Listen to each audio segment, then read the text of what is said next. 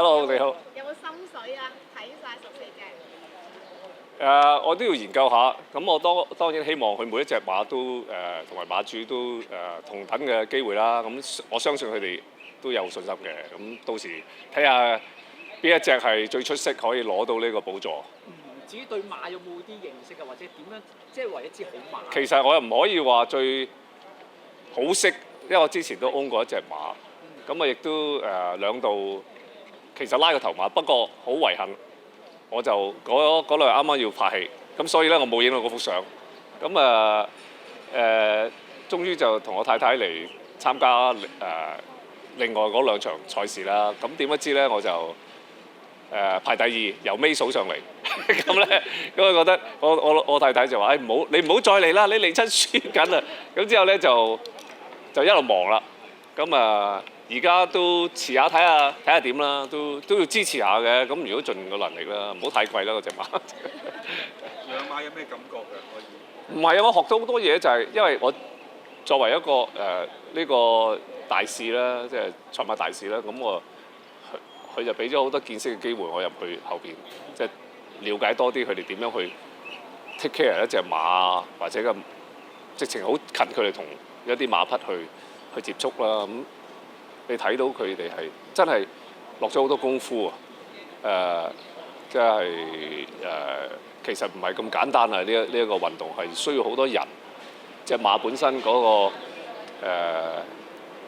嘅質素啦。同埋亦都睇下嗰個訓練成點啦，同埋亦都睇下嗰個賽事嗰一日係好多，即係佢排咩位啊，同埋嗰日個狀態啦，好各種因素咧都會導致到出嚟嗰個賽果。咁丹爺啟德開幕咧，你都係嘉賓嚟㗎。係啊。覺得點啊？啟德？我當然係好開心啦，即係我哋獅子山下終於有一個咁世界級咁大嘅一個體育館，咁希望藉住一個呢個地標啦，可以繼續去引多啲外國嘅表演者啊，或者我哋當地本身嘅表演者可以繼續喺嗰度可以用呢個場咯。咁你同江文慧打劍咧，又有咩感受咧？好開心啦，因為其實同江文慧係我建議嘅，初文化局揾我去支持，咁我話我當然要支持啦，因為亦都係即係我哋香港人嘅一個盛會嚟㗎嘛。咁我初揾我就係、不如咁啊，肯定係叫甄子丹嚟，咁即係打功夫，唔係就可能係出嚟又彈兩下琴，因為之前大家都睇到我彈琴，我話唔好咯喎，即係琴棋書畫大家都好多其他 artist 去做啦，係嘛？又或者有啲運動員去做啦。咁我喺度諗，喂，係咪可以揾一個代表到香港榮譽嘅一個人？咁我一諗就不如 Vivian 啦，不如同佢去直情現場去比劍喎。咁我覺得係幾有 noise 啊嘛。咁我真係訓練咗係少少訓練啦，秘密訓練啦，因為唔想太丟架啦。雖然輸就輸緊㗎啦，人哋係金牌呢個即係得主啊嘛。咁世一，咁我就嗰日循你依附啦。咁佢又讓我啦。咁好開心啊！嗰日真係就好。你睇到我唔知你哋有冇睇啊？總之我係索晒大氣嘅，真係。佢人又高，隻腳又手腳又長，咁佢都吉我幾快吉到我啫㗎，係嘛？咁但係你功夫底，你有冇困難啊？你即係練劍。我就覺得我樣識少少啦。如果對我嚟講，我一練就唔係好，對我嚟講真係唔係好難。只不過係去到嗰個級數，梗係即係喜馬拉雅山頂咁高啦，係咪先啦？即係嗰個係世界級數啊！我哋呢啲業餘玩下嘅啫。本身有冇接觸過劍嘅？以前冇啊。以前啫冇，都係第一次係。學咗幾耐啊？學咗真係唔係好耐，即係其實 honestly 都係即係學咗幾堂嘅啫。但係可能我係有啲天分啦、功夫底啦，咁我就即係可以好快咁吸收到佢嗰個秘奧咯。咁就嗰日咪可能運用自己啲功夫嗰啲步伐啦，同埋仲有啲即係嗰個即係仲有啲能力喺度咁啊，盡量攞分啦。咦，最近有單嘢你又都出席咗全國兩會啦，你成為網上面熱搜喎，你有冇留意啲網民啊？即係啲幽默嗰啲回應嘅話你上去會打幾多個咁樣啊？好好笑。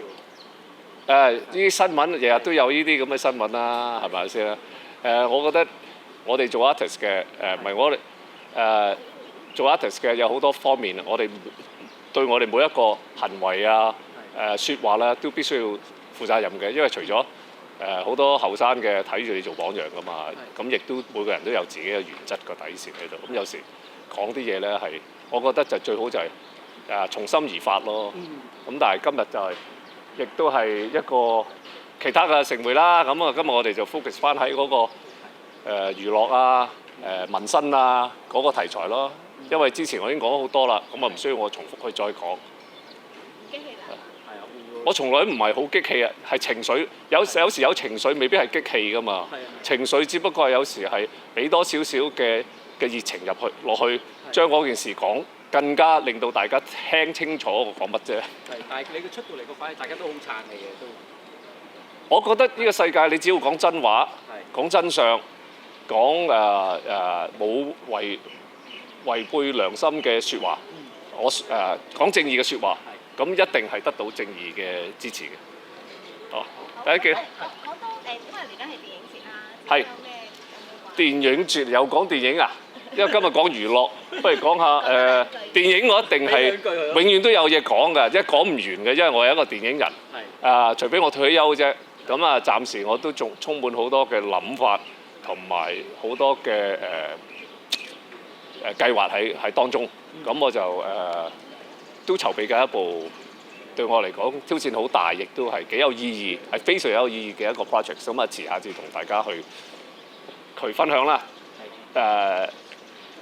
但係好多嘅景我都希望能夠喺翻香港啊或者澳門啊咁樣去拍攝嘅。之後就會同大家去分享啦，好快㗎咋，你等多一陣啦。太太係咪送咗本書俾你太太？太太送咗本書，漫畫類似卡通嘅。哦係啊，情人節啊，非常之浪漫啊，真係我太太不嬲都係一個點講咧？一講起我太太我就冧㗎啦。即係我好幸運啊，因為我有時我太太真係我個賢內助啦，唔單止賢內助，佢本身係好有，佢好多人中意嘅，咁亦都係一個好善良嘅一個，但係又有好有能力嘅一個女士喎。咁佢成日做啲嘢咧，有時佢係好現代女性咧，佢未必擺個口啊，但係佢全部放晒喺個心去做咯。所以嗰次係情人節，咁佢就我就整咗個禮物俾你。原來佢一早係部署咗咁樣，將我哋嗰啲好得意嘅嘢咁啊寫咗落去，咁啊好係啦，好暖心，好暖心。你嗰日有咩故事？係啊，有冇回禮啊？有冇準備？哇！